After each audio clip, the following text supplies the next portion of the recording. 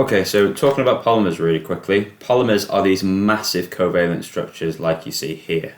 This is a really small polymer. These repeating units, by the way, this is how you describe it. Polymers are, if any exam ever asks you, they are a long chain of repeating sections, because you see this section here, it's repeated over and over and over and over again. This is unbelievably small for a polymer. Polymers can have this chain repeat hundreds, thousands, even millions of times, sometimes in a molecule. So they are massive.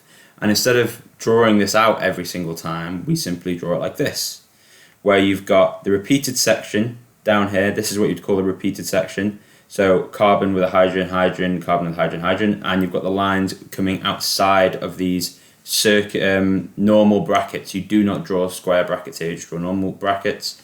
It's important that you show these lines coming out the side. Remember, these lines represent strong covalent bonds. So these polymers are held together really well. All of these covalent bonds on the inside mean it's a very, very strong molecule.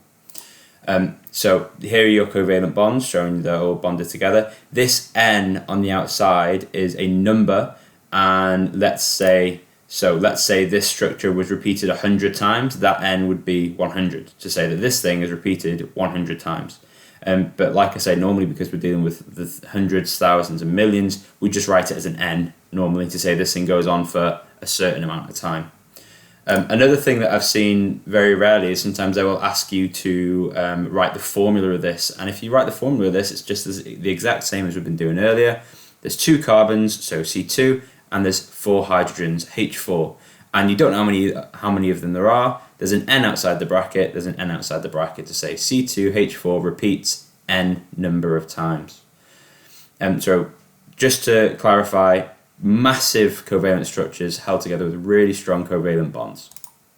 So here are your structures with long covalent bonds. Again, these are really small ones just to simplify things, but let's imagine these are really, really long chains. We've got 3 chains here. Now, although they are held together with really strong covalent bonds, this chain here is actually slightly attracted to this chain here and attracted to this chain here, and they are actually held together by really weak bonds called intermolecular bonds. So that's what I've tried to represent here by these squiggly lines. These squiggly lines are showing that this chain here, number 1, is bound to this chain here, number 2, which is bound to this chain here, number 3, through intermolecular forces or intermolecular bonds. Now these are really, really weak, but the thing is with polymers is because they're so massive and they've got such a huge surface area that you get hundreds and thousands of these intermolecular bonds forming.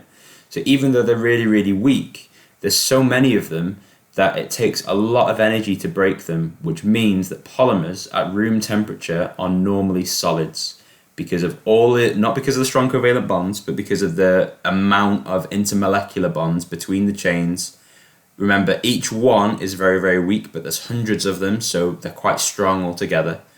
So you need a lot of energy to break them, which means they are solid at room temperature.